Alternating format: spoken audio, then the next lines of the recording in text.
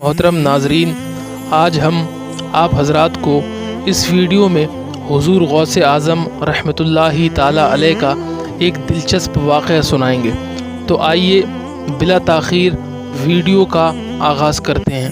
محترم ناظرین، حضور غوث اعظم رحمۃ اللہ تعالی علیہ اللہ پاک کے ولی ہیں۔ اللہ پاک نے حضور غوث اعظم رحمۃ اللہ تعالی علیہ کو ایسا کمال عطا کیا کہ آپ مردوں کو زندہ بھی کر دیتے تھے، اور بھی آپ کی بہت سی کرامات ہیں۔ آئیے اب حضور غوث اعظم رحمۃ اللہ تعالی علیہ کے واقعے کی طرف چلتے ہیں۔ محترم ناظرین، ایک مرتبہ حضور غوث اعظم رحمۃ اللہ تعالی علیہ عرصہ دراز تک اہل عراق کی نظروں سے اوجھل رہے، عراق والوں کی نظروں سے غائب رہے۔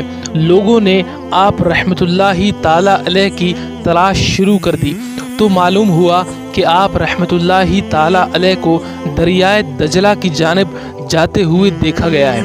محترم ناظرین، جب آپ رحمۃ اللہ تعالی علیہ کو تلاش کرتے ہوئے لوگ دریائے دجلہ کے کنارے پہنچے تو دیکھا کہ آپ رحمۃ اللہ تعالی علیہ پانی پر چلتے ہوئے آ رہے ہیں۔ اللہ اکبر! اس دوران مچھلیاں بکثرت آپ رحمۃ اللہ تعالی علیہ کی خدمت میں حاضر ہو کر سلام عرض کر رہی تھی۔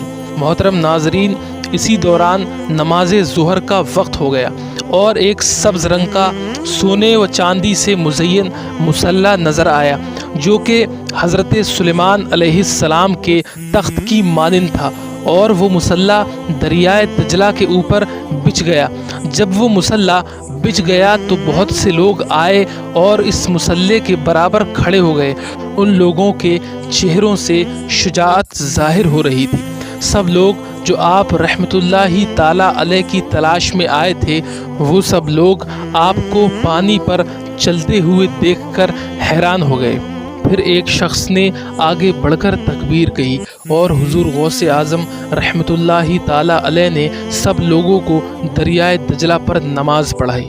محترم ناظرین، یہ ہوتی ہے اللہ والوں کی شان کہ اللہ تعالیٰ پانی کو بھی اپنے ولیوں کے لیے مقام سجود بنا دیتا ہے، نماز کی جگہ بنا دیتا ہے۔